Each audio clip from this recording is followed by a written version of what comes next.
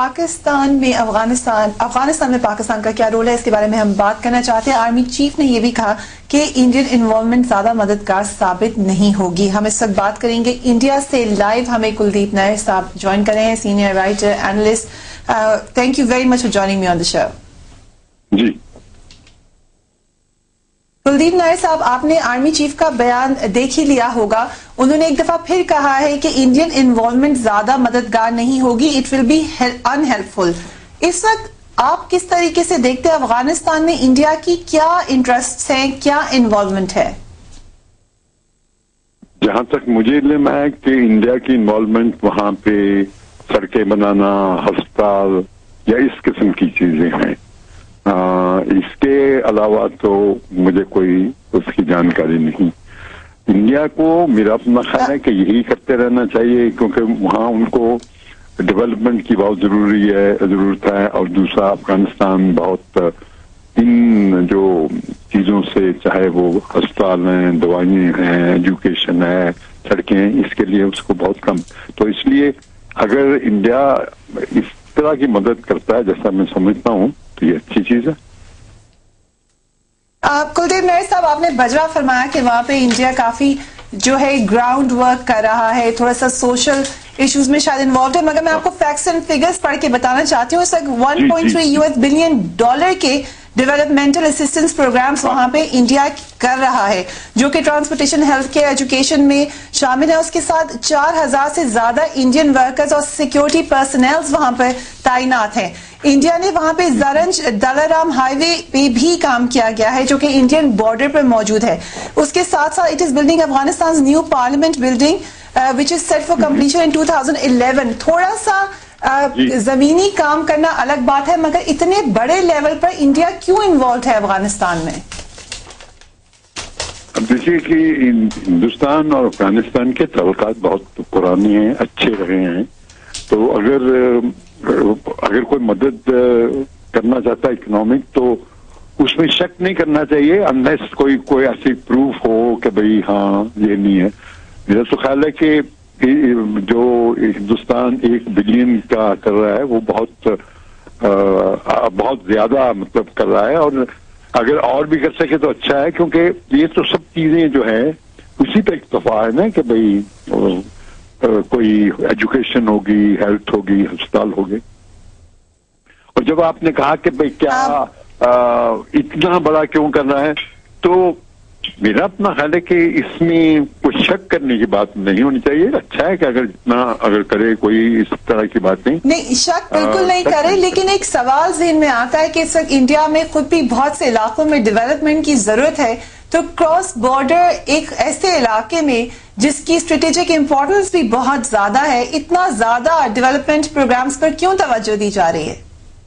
یہ آپ کا کہنا صحیح ہے کہ بھئی ہندوستان میں کافی غریبی ہے، وہاں بھی پیسہ چاہیے، لیکن اب جہاں ملک چاہے، امریکہ آپ لیجئے، امریکہ میں بھی غریبی ہے لیکن ڈیولپمنٹ تو کچھ نہ کچھ دیتے ہیں نا، جیسے آپ کو انہوں نے اس دفعہ کتنے $بلین دیے ہیں صرف اکنامک کے لیے، اور نہیں دیے، باقی ملٹری تو الگ ہے۔ تو اس لیے یہ کہ کوئی اپنی ان کو مدد کرتا ہے اکنامکلی، تو اس کو شک سے نہیں دیکھنا چاہیے، میرا تو خیال ہے یہ ٹھیک ہے۔ آپ بالکل کہہ رہے ہیں، اس میں آپ نے امریکہ کی مثال دی، مگر پھر وہ ظاہر ہے تھوڑے اور قسم کے انٹرسٹ ہوتے ہیں جب اس طرح کے علاقوں میں انٹرسٹ لیتے ہیں۔ آپ کے خیال سے پاکستان کے آرمی چیف نے کیوں کہا کہ انڈین انوالومنٹ ان ہیلپ فل ہے؟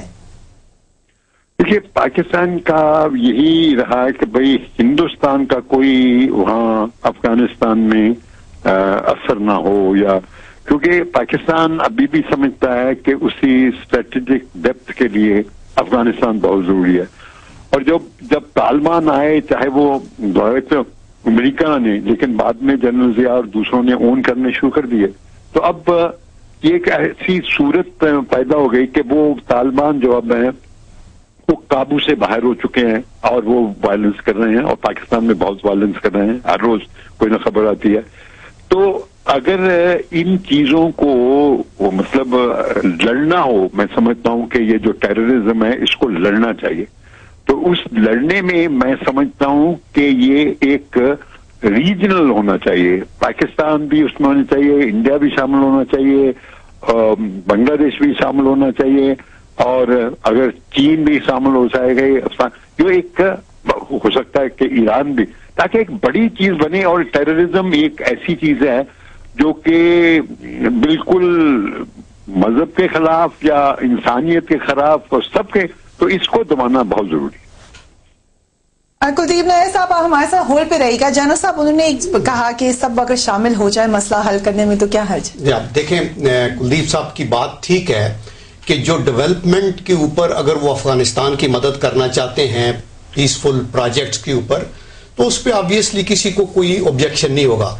पाकिस्तान का जो कंसर्न है, या चीफ ऑफ आर्मी स्टाफ ने जो बात की है, वो ये की है कि ये जो कौंसल खाने हैं और ये जो इन्वॉल्वमेंट है बलूचिस्तान के अंदर, ये जो इन्वॉल्वमेंट है हमारे ट्राइबल बेल्ट के अंदर, ये जो असला अंदर हमने पकड़ा है इंडिया का भी, नेटो का भी, ये जो कंसर्न है ये है।